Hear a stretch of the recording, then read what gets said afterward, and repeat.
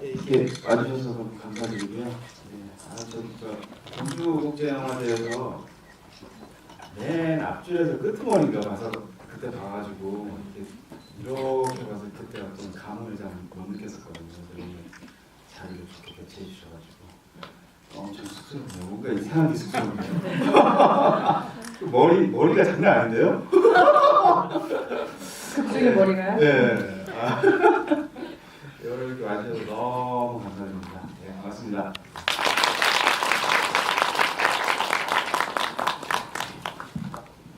네, 안녕하세요. 시인의 사랑에서 소년 역을 맡은 정가람입니다. 이렇게 귀한 시간 내서 이렇게 영화 봐주셔서 정말 감사하고요.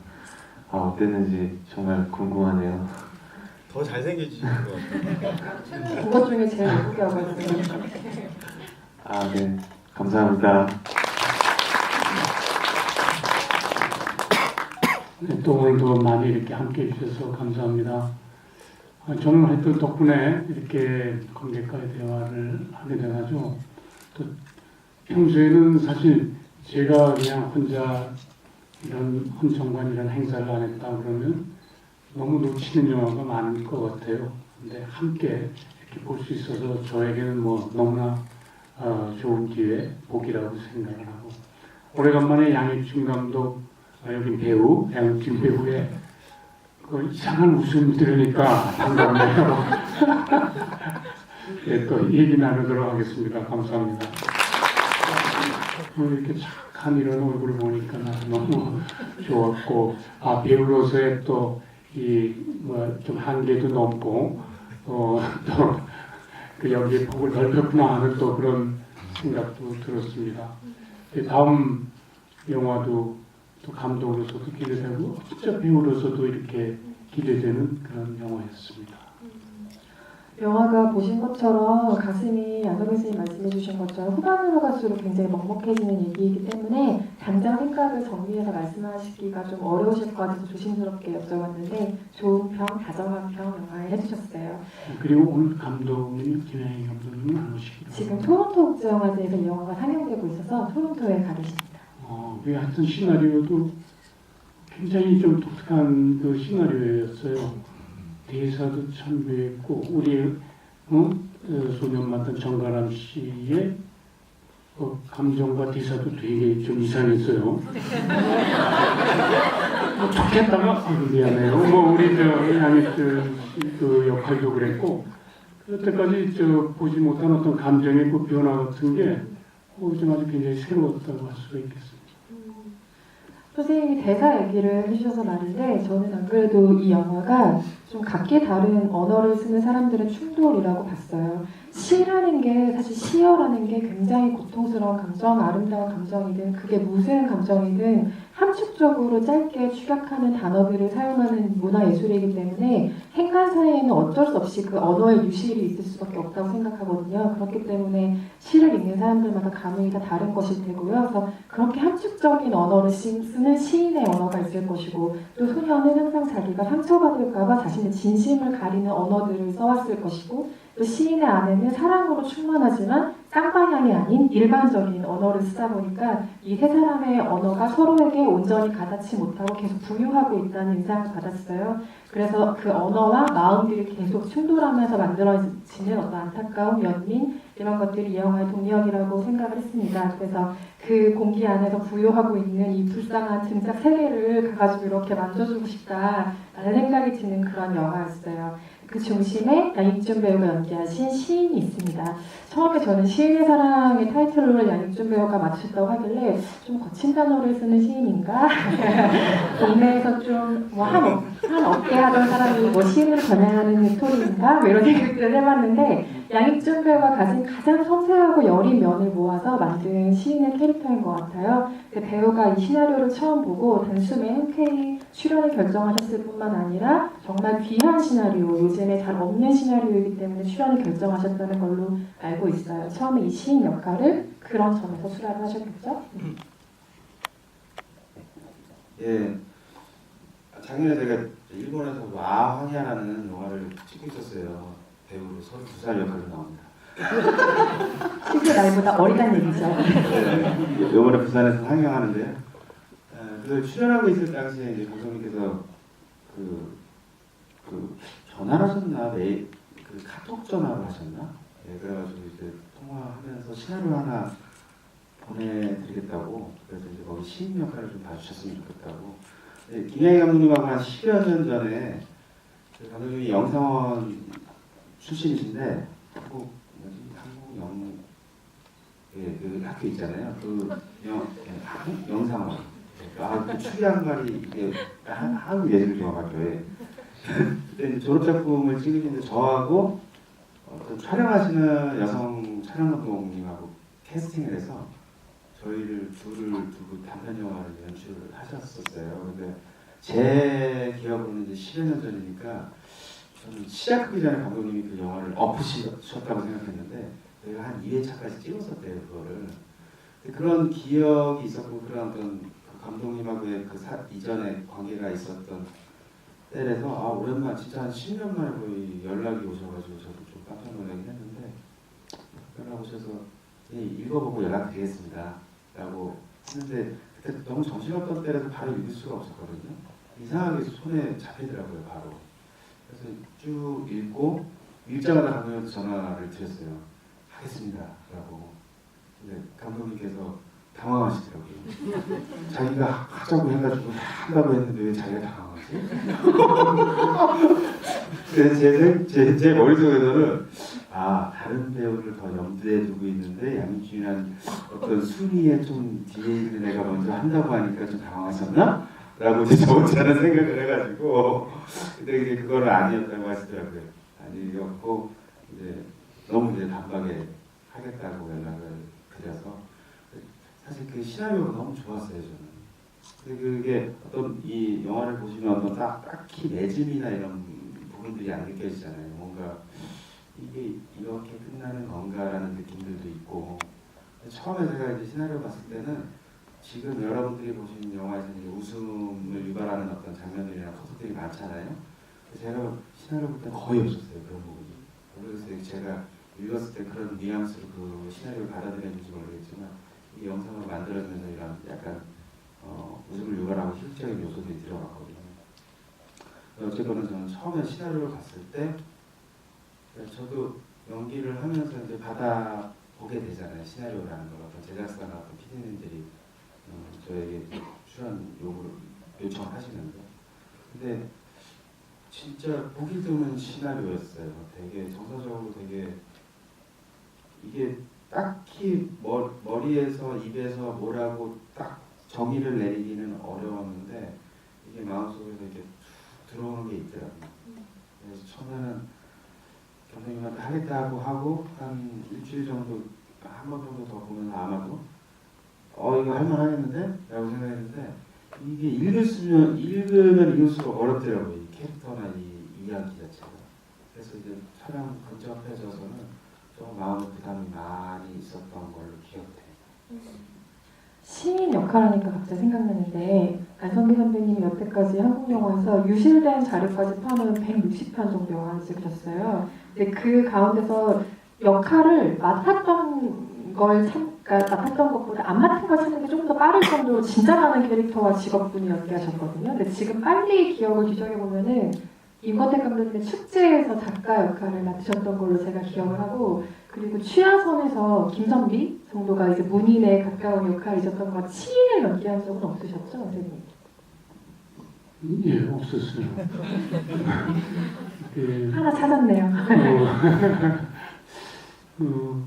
그런 의미에서 어떤 배우로서 아주 뭐랄까 행운이었다고 그런 역할을 할 수 있었던 게 이런 시나리오와 감독을 만났다는 게 참 저도 조금 더 젊었을 때 나이 들어도 뭐 이게 가능한 이야기다. 페어러브 같은 것도 있으니까요. 근데 하여튼 작품 자체가 못 보던 어떤 스타일, 어떤 새로운 어떤 느낌을 주는 그리고 굉장히 이렇게 절제가 많이 되어가지고 뭐지? 약간 이런 감정은 있어요. 저도 지금 끝나고 나서도 어디까지 어떻게 마음을 갖고 한 건지 그런 것이 사실은 좀 개인적으로 궁금한 면이 있습니다. 문현택 시인이라는 실제 모델분이 계신데요. 물론 이 영화 안에서의 그 감정의 경랑을 그분이 실제로 겪으셨던 건 아니고 그 김학의 감독님이 그 시인의 스타일을 너무 좋아하신대요. 그 감독님의 표현에 의하면 덩치는 되게 곰 같은데 눈은 되게 새빨갛다고 그런 귀여운 시인분이 계시다고 하는데 그 시인분께서 이 극 중에 택기처럼 감정 표현이 거의 없으시대요. 업다운이 거의 없고 감정을 이렇게 안으로 삭히는 캐릭터여서 배우에게 그 주문을 굉장히 많이 했다고 합니다. 하지만 웃음소리를 들어보셔서 알겠지만 이렇게 발산하기 좋아하는 배우가 그 역할을 하면서 억누르기가 참 힘들었겠죠. 네, 정가람 배우에게도 질문을 드릴게요. 가람 배우님 아시는 분들은 많이 아시겠지만 정지효 감독님의 영화 사등에서 신령감 믿고 속된 말로 까불다가 추락하는 기운의 천재의 역할, 어린 광수 수영 선수 역할을 맡았고 드라마 풍문으로 들었소 같은 경우는 그 이준 배우가 연기한 인상의 친구 역할이었죠. 엄친아 민재 역할로 시청자분들에게 눈도장을 찍었던 배우인데요. 이번 영화가 그러니까 생애 2번째 영화인 거예요. 이렇게 주연의 타이틀로를 맡아서 훌륭하게 역할 소화를 해냈는데요. 비주얼 때문에 뽑힌 게 아닐까. 시인의 마음을 설레게 해야 하기 때문에 이런 배우가 뽑힌 게 아닐까라는 생각이 드는데 배우 입장에서 굉장히 욕심나는 영화였을 거라는 생각이 듭니다. 그래서 감독에게 분명히 내가 이 소년 역할을 하기 위해 어필했던 부분 같은 것도 있지 않았을까 궁금하기도 하고요. 어땠어요? 감독님 처음 만났을 때? 아, 네. 감독님 이제 처음 만나고 이제 제가 처음 시나리오를 보고 이제 오디션이 있다고 해서 시나리오를 봤는데 이제 좀 이게 뭐가 뭔지 모를 만큼 다양한 감정들이 있고 이제 소년도 시인도 안 해도 그러다 보니까 너무 막 복잡하고 한데 너무 한번 도전해보고 싶은 거예요. 너무 하고 싶은 거예요. 그래가지고 이제 오디션을 딱 가가지고 감독님한테 이제 막 봤죠. 많이 봤어요. 그냥 눈빛에 뭔가 보냈어요. 제가 이런 걸 하고 싶다. 저 하게 해주세요.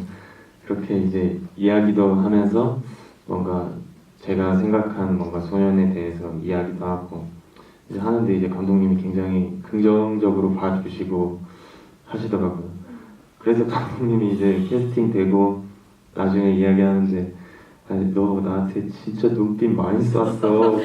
나 안 시켜주면 진짜 안 될 것 같았어 이러면서 그랬었던 것 같아요. 너무 하고 싶었었어요. 외모와 눈빛 때문에 캐스팅이 됐던 거였군요. 그 안성기 선생님이 말씀하신 부분이 저도 이 영화를 보면서 참 궁금했던 부분 중에 하나입니다. 시인의 사랑, 소년의 사랑, 아내의 사랑이 계속 이 부딪히는 영화 안에서 이 사람들이 각자 가지고 있는 감정이라는 게 사랑이라는 게 어떤 걸까에 대해서 굉장히 고민을 많이 해보게 됐어요. 시인의 사랑 같은 경우는 조금 명확하게 라인이 저 같은 경우는 보이더라고요. 상대 앞에서 굉장히 쩔쩔대는 마음, 이 사람한테 상처 주고 싶지 않은 거, 이 사람을 보호하고 싶은 거, 그게 아마 시인의 사랑 방식이 아닐까 하는 생각이 들었어요. 그래도 배우가 생각하신 해석은 조금 다를 수도 있을 테니까 두 배우분께 각각 영화에서 시인의 사랑, 소년의 사랑이라는 건 좀 어떤 감정을 생각하셨는지 여쭤볼게요. 시인의 사랑.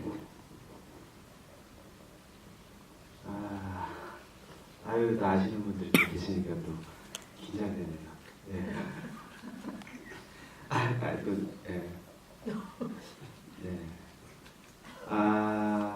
제가 아는 분들을 보면 이런 공간에서 아는 분들하고 마주치면 되게 당혹스러워요.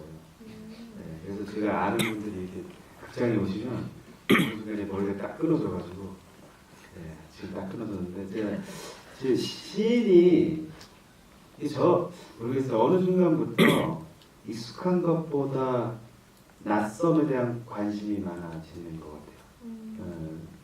시인이 어떤 센이라는 친구를 만났을 때도 그 낯섦, 새롭다라기보다는 낯섦, 그 낯섦에 대한 관심들이 생기는 어떤 순간들. 예. 근데 이제 그런 최초에는 어떤 그게 낯섦일 수도 있겠지만, 그 어떤 한 사람이 어떤 대상이나 뭐 어떤 사람이라든가 어떤 꼭 어떤 생명이 있지 않는 어떤 물건, 공간들을 보다가도 최초에는 그 낯섦이라는 걸 경험하면서 그 감정들이 이렇게 변화되는 어떤 순간들이 있잖아요. 세윤이를 처음 봤을 때 제가 뭐 세윤이를 어떤 뭐 이성으로서 혹은 내 마음에 품을 수 있는 어떤 대상으로서 바라봤다라기보다 어떤 그런 낯섦에 대한 어떤 아름다움을 목격했던 것 같아요. 근데 그 낯섦에 대한 아름다움이 이 영화 안에서 시민이 그런 부분에 대해서 사실 자기 자신도 되게 모르는 채 강순이를 행해치고 나왔을 때도 이게 사실은 소년에 대한 사랑이라는 걸 확실히 알고 있었나 그건 사실 저도 모르겠어요. 예. 그렇게 뛰쳐나오게 된 어떤 자기 그게 확신일까 싶기도 하고 예. 어떤 이 친구가 갖고 있는 그 염린이라든가 그리고 이 세연이 갖고 있는 어떤 가정 환경 아버지가 그렇게 병상에 누워 계시는 어떤 그 이 한 가정의 어떤 절망을 뭔가 짐을 갖고 있다는 어떤 그런 공통점들 같은 것들이 이 친구에 대한 어떤 뭐 벤스에서 죽다라는 이런 영화 같은 어떤 그런 사랑에 대한 부분, 학에 대한 어떤 시점하고는 좀 다른 시점으로 연결된 게 아닌가. 사실 이 영화의 어떤 이런 감정에 대한 얘기를 하다 보면 참 어려워요. 이거에 대한 어떤 설명들을 어떻게 제가 저 역시도 이렇게 여러분들한테 설명을 정확히 드릴 수 있을까. 그럴 때 이제 가끔씩 이렇게 주머니에서 김양희 감독님이 꺼내고 싶어요. 좀 말씀 좀 해달라고. 근데 어쨌든 저는 그냥 이성애자이기 때문에 여성을 이성적으로 좋아해요. 근데 이제 어떤 동성에 대한 어떤 마음을 품어야 된다는 어떤 순간들이 그 어떤 씬마다 되게 어려웠어요, 사실. 그래서 이게 감정이 와야지 내가 그 감정을 받아야지 내 감정이 뛰쳐나올 수 있는데 연기라는 게 그냥 단지 우리가 그냥 연기라는 단어가 아니라 감정을 주고받음이 있어야 되는데 이 친구를 느껴야지 내가 뭔가 어떤 감정들이 또 뛰쳐나올 거 아니에요. 어떤 나를 쳐야지 나도 그 아픔을 느낄 수 있듯이 그게 너무 힘든 거예요. 그래서 이제 아마 가람 씨는 저를 그냥 계속 아까 김양희 감독님 쳐다보듯이 저를 계속 쳐다보더라고요. 저번에 한번 흉내냈는데 쉬는 시간마다 저를 진짜 이러고 한 달 내내 저를 쳐다보는 거예요. 그러니까 아마도 제 생각에는 가람 씨도 이제 저를 이제 그 선생님 시인으로 대하지만 그 안에서 어떤 감정들이 튀어나오고 있다라는 거에 대한 부분을 서로 되게 읽으려고 노력했던 것 같아요. 그 감정이 필요하니까 우리한테는.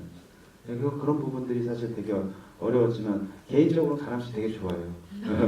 현장에서 되게 건강하고 현장에 사실 웃음을 주는 친구들이 필요하거든요.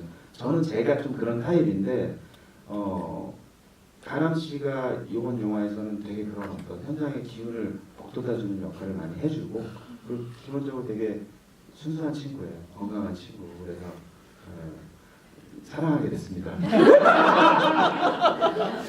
어려워요. 생각하고 있는 어떤 그 배우의 감정선, 상식선을 훨씬 이렇게 뛰어넘어가지고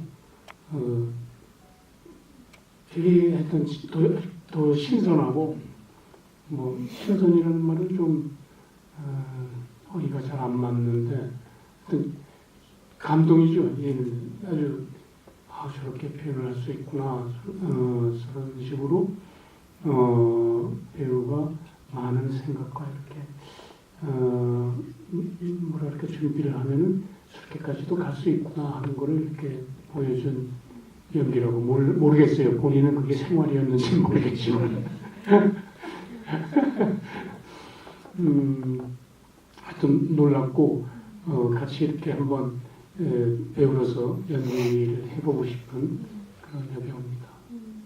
그 안에서 두 분도 물론 훌륭한 연기를 보여주셨지만 전혜진 배우가 보여준 연기는 온도차를 정말 순간적으로 바꿔버리는 그 연기에 저 정말 많이 반했거든요. 예를 들어서 양희준 배우가 둘이 그 이불 놓고 부부간의 대화를 막 이렇게 나눌 때 갑자기 난 너 없으면 죽어라고 너무 정색하면서 말하다가 이런 게 사랑일까 막 이렇게 너무 부드럽게 바꾸는 장면이랄지 아니면 감정의 롤러코스터를 정말 극단적으로 겪는 인물이기 때문에 시인의 앞에 갑자기 무릎을 꿇고 울면서 그 강인할 것 같은 여자가 어디 가서 남한테 싫은 소리 들으면서 뺨부터 때릴 것 같은 그 강한 여자가 남편 앞에서 무릎을 꿇고 눈물을 흘리면서 자기의 감정을 호소를 할 수밖에 없는 상황에 처했을 때 그 여자의 얼굴을 똑바로 쳐다볼 수 없을 것 같이 너무 흔들리는 감정을 저는 느꼈거든요. 그래서 오늘 이 자리에 계시진 않지만 전혜진 배우 연기에 많이들 감화를 받으셨을 거란 생각이 들고 결과적으로 이 영화는 시인과 소년 그리고 안에 조금씩 미성숙한 부분들을 가지고 있었던 사람들이 저마다의 충돌을 겪으면서 성장하는 얘기로도 볼 수 있을 것 같아요. 그렇기 때문에 다른 어떤 영화보다 이 둘의 이후가 어땠을지가 너무 궁금해지는 게 있더라고요. 그래서 영화를 보고 난 이후에도 한참을 저는 시인은 그 이후에 어떻게 살았을까, 소녀는 그 이후에 서울에 가방 하나 덜렁 메고 와서 어떤 삶을 살았을까, 서로 너무 그리워하진 않았을까, 뭐 한 번이라도 연락한 적은 없을까 이런 생각들을 계속 막 그려가게 되더라고요. 두 배우는 그 인물들의 이유를 혹시 상상하신 적이 있을까요? 키는 없는데 몰래 만나고 있지 않을까요? 제주에서 서울까지 장거리 데이트를 하면서 그래도 저는 영화 해피엔딩 뭐 새드엔딩 뭐 그런 얘기를 많이 말씀하시잖아요. 근데 이제 영화의 시작점도 어느 인생의 한 부분을 잘라서 이 영화라는 게 딱 자르고 어느 부분까지 딱 잘라서 요 어떤 시간대 안을 보여주잖아요. 근데 그 해피엔딩, 새드엔딩은 저는 잘 영화를 보면서 그런 게 별로 저한테는 의미가 없어요. 그래서 이 인물들은 이 영화, 이 스크린에서 영화는 어느 부분에 딱 여기가 끝입니다. 디엔드 나오지만 뭐 프랑스엔 핀 뭐 이렇게 나오죠. 나오지만 사실 이들도 이 영화가 끝나는 이후에 우리가 스크린으로 그 이후의 삶을 볼 수는 없지만 살아가거든요.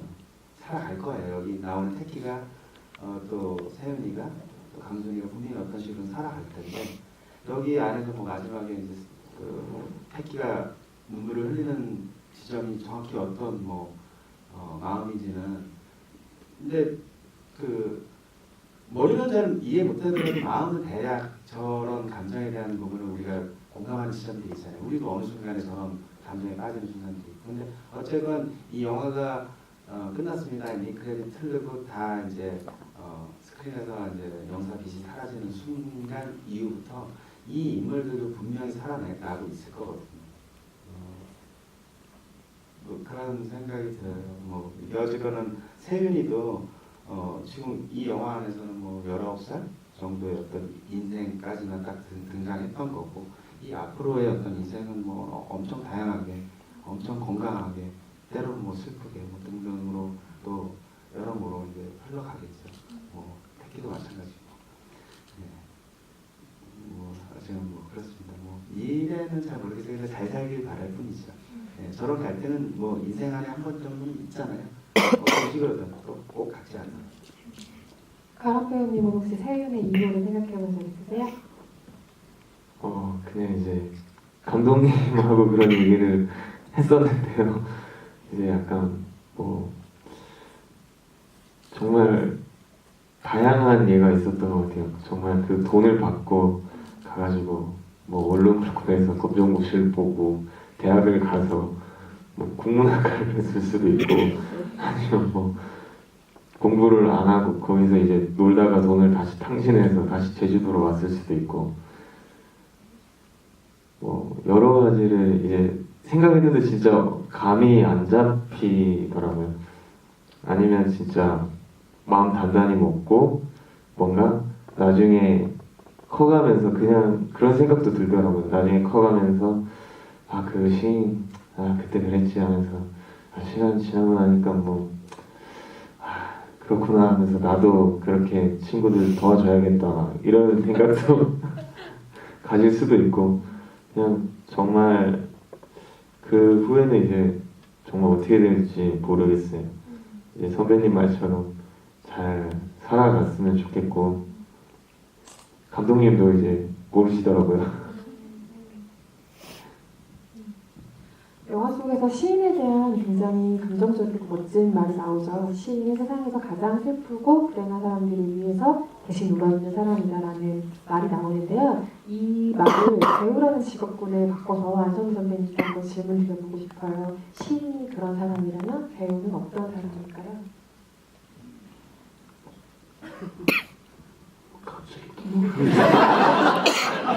그 얘기를 우리랑 영화관에서 안정기 선배님만큼 해주실 수 있는 분이 어디 있겠어요. 굉장히 당황스러워요. 뭐 예전에 배우라는 영화라는 것이 수천 년 전에 있다면 그 사람이 그 시인이죠 사실은. 그런 같이 이제 어떤 광대의 필연때 가진 사람이라 그러면 그 단어만 틀릴 뿐이지 마찬가지로 그 마음을 이렇게 대신해주는 그런 사람 아닐까 싶고 그거는 그걸로 이렇게 마치고요. 제가 아까 그 얘기 중에 우리 이제 두 사람이 과연 어떤 감정으로 이렇게 만났을까 그게 계속 저 마음에 남아요. 분명히 우리 택기의 그 감정은 아무래도 플라토닉한 그런 사랑일 거 아니에요.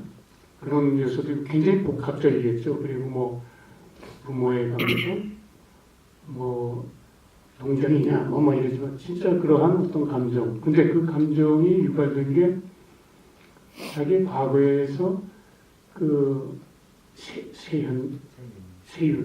세윤이의 모습에서 과거의 자기 모습을 봤기 때문에 아닌가라고 그런 생각을 하는데 그 부분이 사실은 좀 그 장면이 좀 아까워, 좀 안타까워요.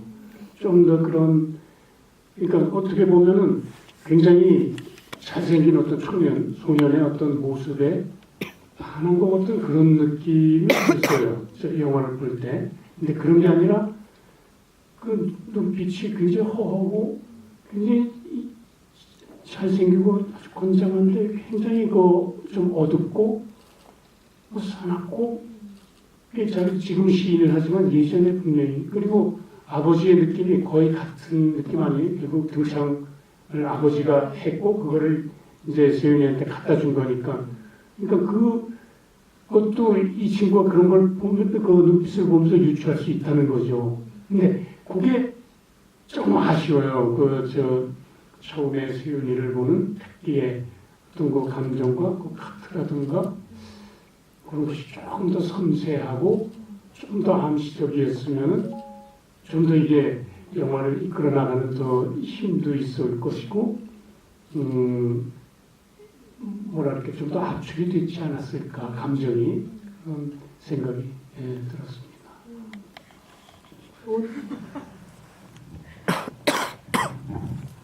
감독이 없으니까 마음이 좀 편하네요. 사실 우선 영화 보면서 굉장히 좋게 봤는데 양익준 감독 및 배우님께서 굉장히 연기를 하시다가 사실 이 영화에서 이제 감정성이 딱 따라가다가 이제 결말부에서 마지막으로 이제 킥서비스를 하는 이제 주인공과 이제 시인이 만나는 장면에서 보면 사실 양익준 감독님의 표정이나 연기하는 게 상당히 이전까지 상대를 바라보는 눈빛과 달랐고 굉장히 좀 메마르다라는 느낌을 많이 받았었거든요. 이제 그 부분에서 관객분들이 어떻게 느꼈느냐에 따라 사실 이 영화에 대한 메시지가 조금 달라질 것 같은데 혹시 그 당시에 그 시인은 어떤 마음이었을까? 어떻게 마음이 정리가 됐거나 또는 어떤 상황에서의 마음으로 상대를 바라봤을까라는 생각이 연기를 어떻게 하셨을까라는 생각이 굉장히 많이 들더라고요. 그리고 사실 이거는 감독님께 여쭤봤는데 영화 중간에 보다 보면 이제 시인이 사진을 한 장 보는데 남자 한 명과 여자 두 명이 양쪽에 이렇게 서 있는 장면이 있었어요. 그래서 사실 이제 영화 후반부 가면서 계속 생각이 드는 건 혹시라도 그 장면이 어떻게 보면 영화에서 세 사람의 관계와 상당히 닮아 있는 어쩌면 뭐 두 집 살림이 아닌 한 집에서 어쩌면 두 여인이 있는 그런 장면은 아닐까라는 생각이 괜히 들었거든요 보면서. 혹시 그 부분에 대해서 시나리오나 그런 부분에 아시는 부분이 있다면. 두집 살림까지 나왔거든요. 이게 감독이 그런 걸 좀 정확히 전달해 주시면 좋을 텐데 그건 제가 알기로는 뭐 다시 한번 들어야지 확실히 말씀드릴 수 있겠지만 감독님의 가족 사진이라고 들었어요. 예. 근데 이제 아마 그 여성분이 두 분 계시잖아요. 아마 한 분은 어머니가 한 분은 어머니시고 한 분은 뭐 정확히 모르겠지만 이제 그 연출하시는 분들이 어떤 자기 기억들을 영화에 조금 넣고 싶은 경우들이 있거든요. 아마 그래서 그렇지 않았을까 싶고요. 후반부에 이제 퀵으로 왔을 때 말씀하시는 거죠.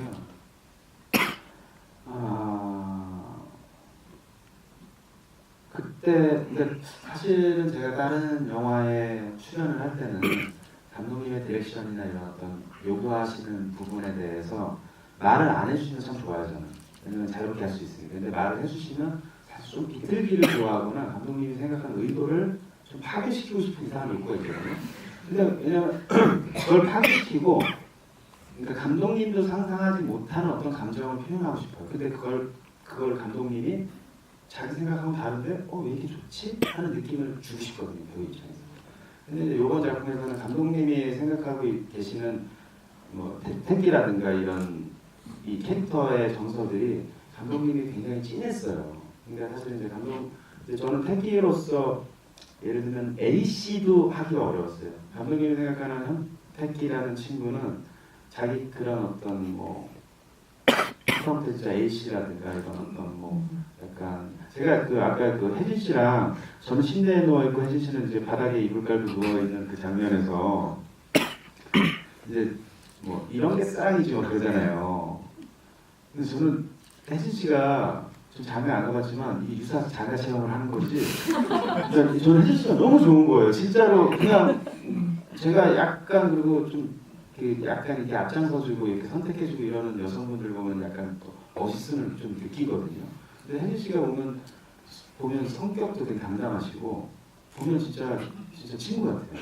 지금도 이제 홍보 때문에 가끔씩 이렇게 인터뷰 때문에 만나면 혜진 씨 저기서 걸어오고 있고 저 여기 있다가 혜진 씨 딱 보면 혜진 씨가 남편 왔어 이게 진짜 근데 이런 멘트 별말 안 했는데도 저는 되게 기분이 좋더라고요.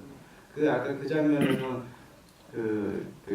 이런 게 사랑이지 그랬을 때 제가 사실은 이제 대본상에서는 그냥 이렇게 얘가 시인보다 훨씬 시적으로 얘기하네 하면서 그냥 한 말 없으니까 통장 먹을까? 이렇게 얘기하는 거였는데 제가 이런 게 사랑이지 그럴 때 너무 혜진 씨가 너무 예뻐서 밑으로 내려가서 막 혜진 씨 끌어안고 막 이랬거든요. 진짜 막 끌어안고 막 그랬어요. 근데 그 순간에 제 감정이 진짜 그렇게 나오더라고요. 근데 그렇게 하면 안 된다고. 그게 사실 저는 제가 튀어나올 수 있는 감정들을 되게 많이 막으면서 있어요. 그게 초반에는 되게 힘들었어요.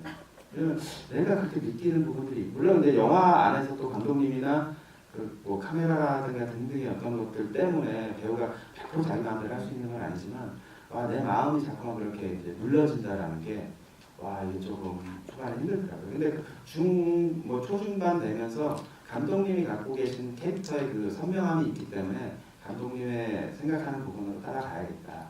아까 세윤이하고 왔을 때 그 감정들도 정확히 생각은 안 나지만 제가 했던 어떤 감정들에 감독님의 또 한두 말씀을 듣고 그 부분에 그때 왜 그랬어? 라고 약간 소리치듯이 하잖아요. 사실 그런 부분은 이제 감독님의 요구에 의해서 표현들이 됐던 거죠. 어쨌든 그 장면도 어려웠어요. 갑자기 점프해서 해가지고 뭐 1년이 됐는지 2년이 됐는지 정확히 모르겠지만 그런 감정을 경험했던 소년을 오랜만에 되게 우연치 않게 자기의 어떤 시로 수상을 했던 그 당일날 만난다라는 그 순간 자체가 되게 독특한 거잖아요. 그때 되게 묘했습니다. 그리고 이게 그렇게 어떤 감정을 나눴던 친구가 상상에서 더 잘 살았으면 좋겠지만 또 퀵하신 분을 비하하는 건 아니지만 그보다는 조금 더 이렇게 어떤 공부도 하고 좀 다른 성장을 했으면 하는 어떤 기대감이 있었을 텐데 그런 부분에 대한 좀 아쉬움도 있었지 않았을까 싶어요. 그 장면 굉장히 어려웠죠. 그게 저희가 굉장히 초반에 찍었어요. 촬영을 하면서. 그러다 보니까 이게 약간 저 같은 경우는 아직 많이 부족하고 하니까 뭔가 사건이 일어나는 전 씬을 찍으면 그 씬을 찍을 때 굉장히 더 많이 오더라고요. 저희가 신의 사랑이 한 달 동안 제주도에서 딱 한 달만 찍었었는데 그러다 보니까 뒤죽박 좀 많이 찍게 돼가지고 뭔가 그 씬 찍을 때도 이제 선배님이 이제 말씀해 주신 대로 약간 감독님의 의견이 굉장히 제일 많이 들어갔던 씬이었던 것 같아요. 감독님도 그 씬을 굉장히 중요시 여기셨고, 그래서 제 뭐 대사 한마디 그런 것들도 굉장히 어떻게 해줬으면 좋겠다 뭐 그런 식으로 하셨는데,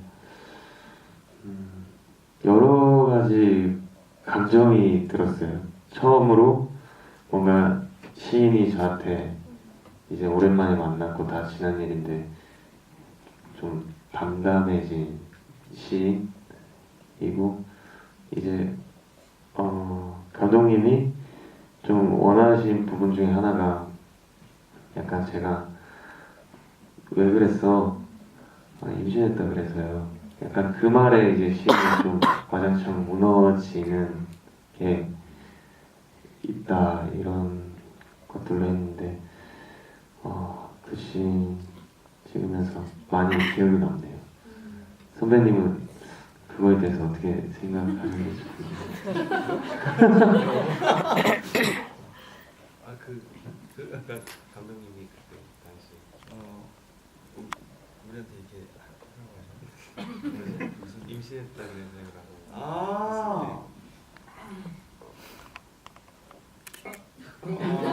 기억이 잘 안 나요.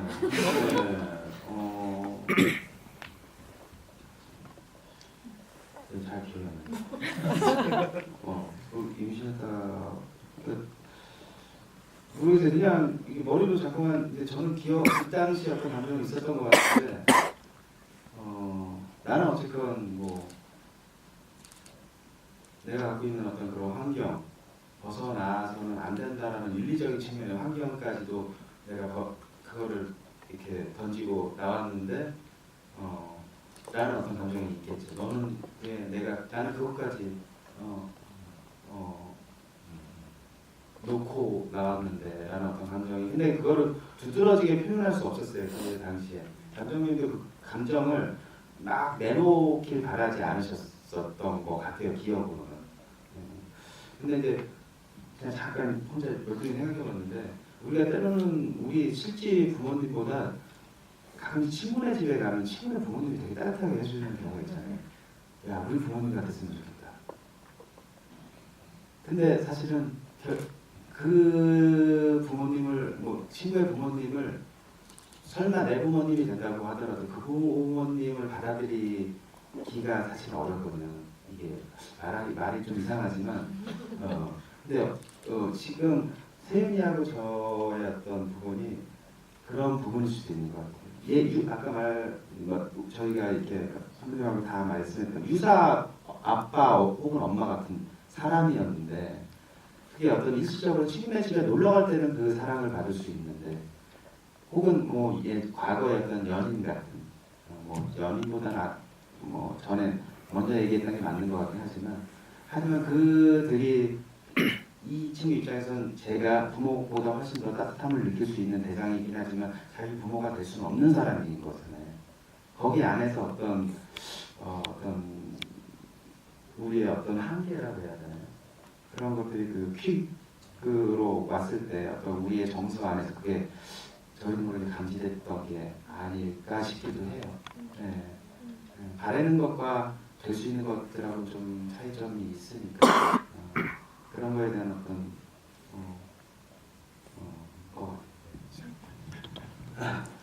저는 뮤즈가 주변에 내 뮤즈가 될 것 같은 사람이 다가왔고, 저하고 어떤 커뮤니케이션을 하지 않지만 근처에 왔고, 내가 그 사람이 그런 느낌을 너무 줄 것 같다라는 어떤 본능적인 느낌이 막 와도 흘려보내는 것 같아요. 저는 잘 못 잡는 사람이에요. 그런 대상들을. 용기가 없어요. 제가 기본적으로. 어떤 이성에 제가 좋아하는 친구들을 예전에 뭐 여러 친구가 있었는데, 그런 친구들에게 접근법을 어떻게 해야 되는지 잘 모르는 사람이에요. 근데 영화 안에서는 이제 표현을 하잖아요. 어떤 식으로 상황이 그렇게 연출이 돼서. 근데 저는 그냥 작업을 하면서 제 뮤즈는 저는 그냥 일상에서 모든 게 뮤즈예요. 저는 뭐 어떤 뮤즈가 한 대상이 딱 있지 않고 아직까지는 그래요.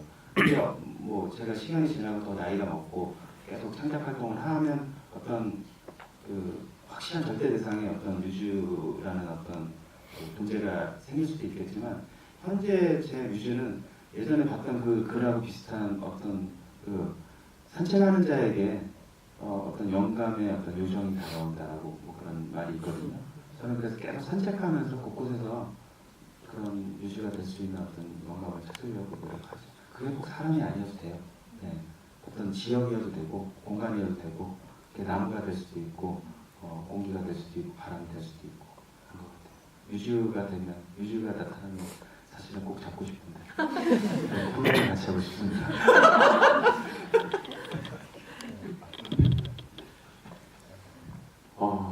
시인 같은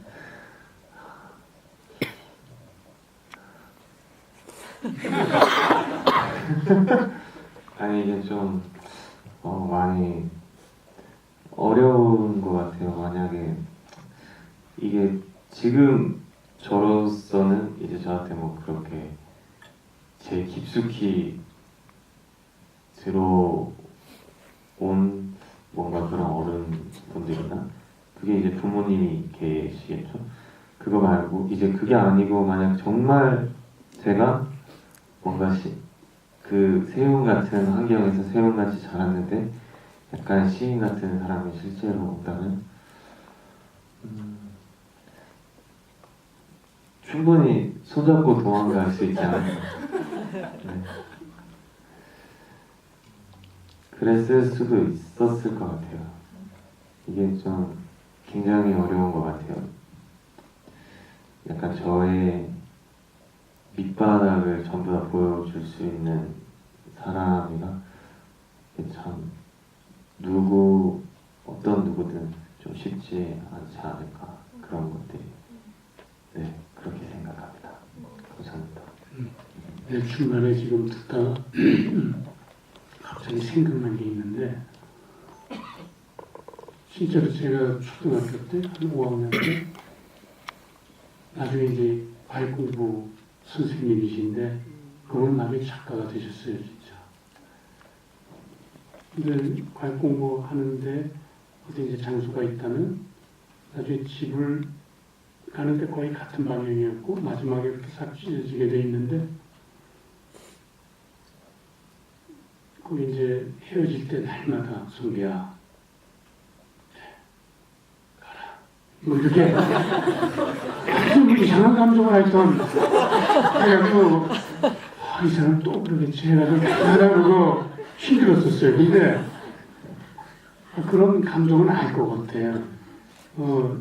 좀 진짜 귀엽고 하고 뭐랄까 그런 방법이 서투르다 그럴까? 그러니까 어떻게 보면 순수하다고도 할 수가 있고 자기 어떤 스타일로 살아온 대로 남한테 부딪혀가지고 동글동글해지지 않고 이렇게 목하는 상태로 자기 스타일대로 이렇게 하다 보니까 저는 좀 무서웠죠. 나중에 지나고 보니까 아 그랬구나 라는 게 아마 여기서 지금 하면서 갑자기 그게 또 연상이 됐네요.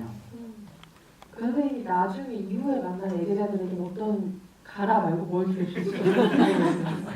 시간 관계상 마지막 질문 한번 내일 개봉하고 나서 다음 주까지 줄줄이 이제 감독님과 같이 하는 GD들이 있거든요. 거기선 이 배우들이 뭐라고 얘기할지 굉장히 궁금하네요.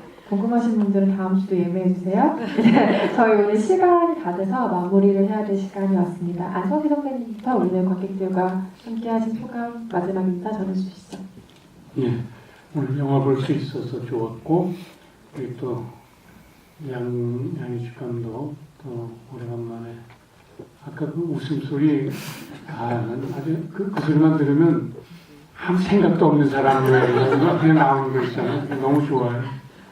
그리고 우리 가람 씨 이렇게 만나서 반가웠고 이렇게 막 진짜로 어린 이렇게 후배 만나면 되게 좋아요. 그리고 뭔가 살날이 무지무지 많이 남았잖아요. 계속 좀 저 잘 해주겠구나라는 이런 기대감도 있고 아주 오늘 반가웠고 영화 잘 봤고 여러분들 내일 개봉입니다.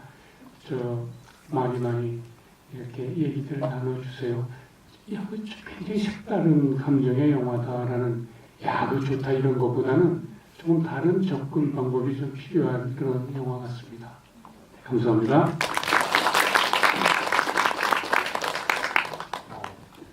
아, 네, 저희 영화 보시는데 굉장히 많이 뭔가 느꼈었으면 좋겠어요. 사람마다 다 다를 것 같아요. 정말 시인 입장에서 보신 분들도 있을 테고, 정말 안에 그 처절함과 그런 걸로 또 보신 분들이 있을 테고, 이제 소년의 입장에서도 또 보신 분들도 있을 텐데, 이렇게 시간 내주셔서 정말 감사하고요.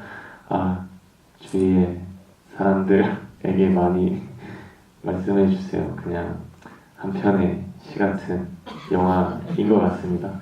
저는 개인적으로 저희 영화에서 가장 좋아하는 시 중에 하나가 그 김소연 시인의 이제 그래서라는 시인데요. 그게 뭔가 그 시가 저희 영화랑 너무 똑같은 것 같아요. 뭔가 제가 느끼기에. 그래서 제가 막 그 영화를 보고 그 시를 읽는데 제가 읽으면 그런 느낌이 안 나더라고요. 그래서 막 진짜 양준 선배님의 그 목소리로 들어야지 진짜 이 사람이 진짜 느낀 거를 그대로 하는구나 라고 해가지고 너무 막 좋게 생각이 들고, 네, 너무 감사합니다. 예, 저는 제가 이제 그 똥파리라는 영화를 만들고 이제 주연을 해봤잖아요. 처음으로 장편 영화에. 그리고 그 다음에 이제 지진이 형하고 그 진나온 남자들이라는 영화에서 동민 역을 맡으면서 이제 주연급이 됐죠. 그 실질적으로. 근데 그 영화 완전 망했어요. 그러다가 이제 또 한 7, 8년이 지나면서 8, 9년이 지나면서 작년부터 이제 춘몽부터 주연 급 네, 그리고 또 뭐 작년에 일본에서 찍은 것도 이제 공동 주연, 뭐 이렇게 오면서 시인의 사랑까지 또 이렇게 주연이 됐는데, 여러분 이 영화 안 되면 저 이제 다시 주연을 여러분들 좀 이렇게 좀 영화 좀 잘 될 수 있게 예뻐해 주셨으면 좋겠어요. 네, 저희가 앞으로 주연을 계속 할 수 있게. 네, 웃을 때 마이크 좀 떼주세요. 그 어떤 분은 그러시더라고요. 제주도에서 찍은 영화들 제주 특수성이 별로 안 느껴진다. 근데 그 감독님이 의도하신 거고 이 시나리오가 의도하고 있는 거고요. 다 뭐 제주 분들은 뭐 거기 제주도가 서울이 특별하지 제주도가 특별하겠어요. 우리는 서울 사람이니까 제주도가 특별하지. 특별하지 않은 공간에서 특별한 감정을 느끼는 사람들의 얘기예요. 뭐 어디서든 그런 감정을 느낄 수 있는 거는 우리 개인이 예측할 수가 없잖아요. 우리한테 또 누구 어떤 신기한 대상이 찾아올지도 몰라요. 자고 일어나 보면 눈앞에 외계인이 있을지도 모릅니다. 네, 이런 영화 사랑해 주시고 앞으로 개봉한 이후에 또 영화 잘 됐으면 좋겠습니다.